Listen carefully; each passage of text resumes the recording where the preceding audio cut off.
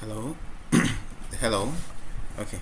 Good morning, afternoon, or evening to my honorable facilitators. Depending on the time you are watching this, it might be morning, afternoon, evening for you. So yeah.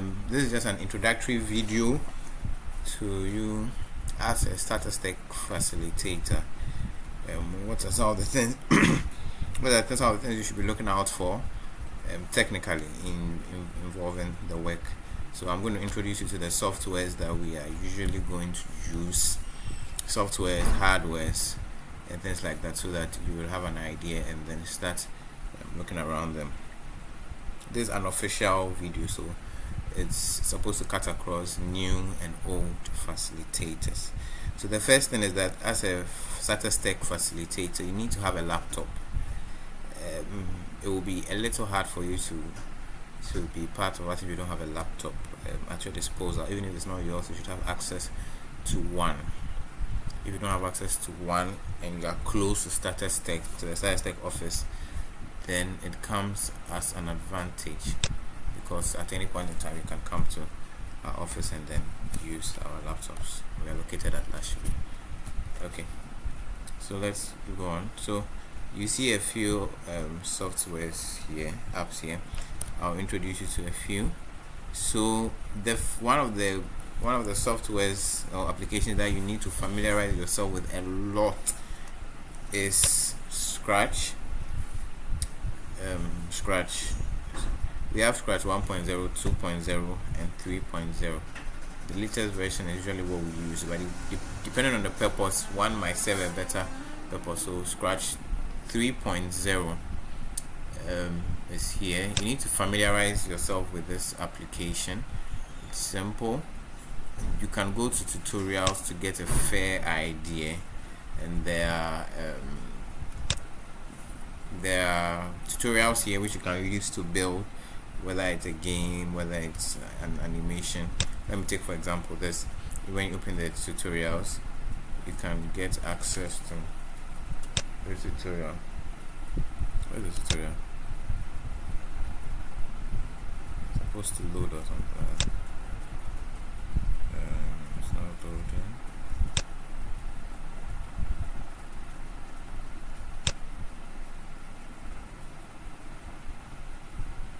Probably an internet hitch.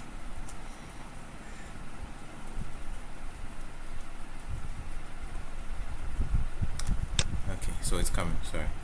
Yeah, so this is a typical tutorial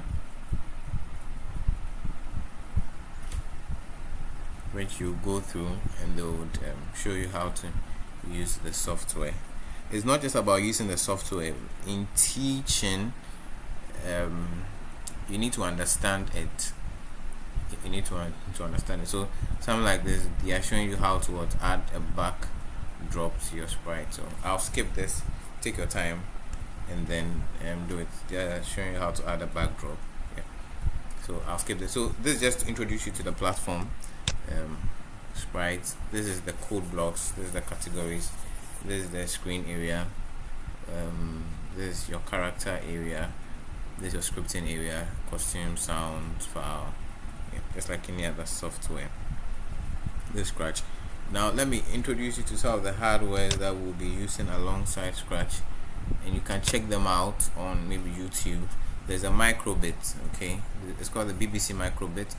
Then we have the Lego Mindstorm EV3. We have the Makey. You can just Google these ones or YouTube them and then have an idea what they do. Lego we do. Then probably video sense and text to speech. So these are the main hardware extensions we're using. Makey, BBC microbit, Lego Mindstorm EV3, and then Lego we do. Yeah, we'll also be using the Arduino, which is not here, but it's also a very key part of everything we're going to be doing. So yeah, as I said, it's an introductory video, so I won't go so much into maybe like the code or what is what, just for you to know what you need. Let's go to the second software. The second software is Blender. You need Blender also.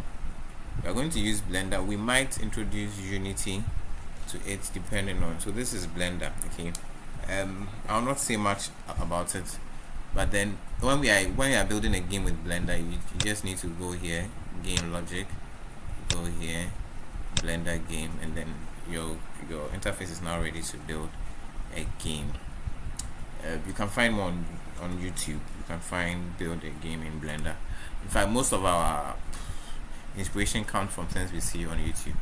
So that's our escape. So try to familiarize yourself with Blender. Then this, you see this one, I'll not go too much into it. It's the Lego Mindstorms EV3 edition. This will use it alongside Scratch, but it's not a main something we're going to use. That's the original software for the Lego Mindstorm, but we're going to be using Scratch most of the time. Then the Arduino IDE, which is for Arduino. Hopefully, I think I've introduced Arduino to most of you already. To the newcomers, just Google Arduino, go to YouTube, search for Arduino, and then you see. So Arduino, this is where you write your code, this is where you verify your code, or you compile, you click this is where you upload it onto the Arduino board and such.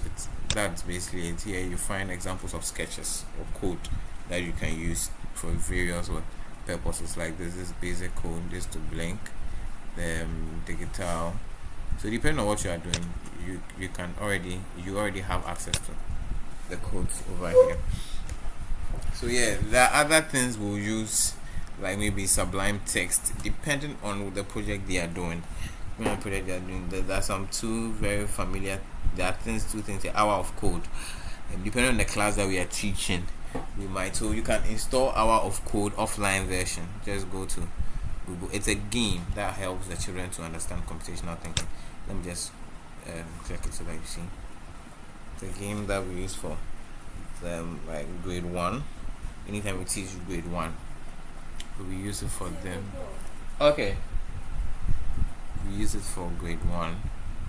So here it takes a while to load. Sometimes it doesn't load at all. I have to open it again before it finally loads. Let me close it and let me open it again.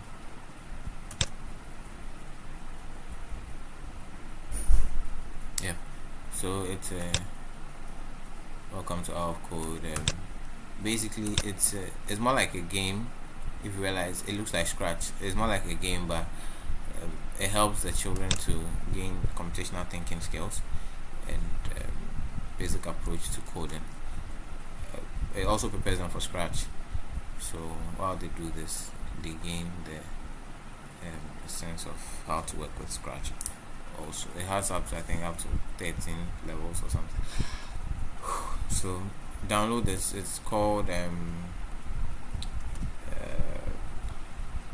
just Star Wars Hour of Code. Star Wars Hour of Code offline version. Just type that and you'll find it. You download it onto your PC.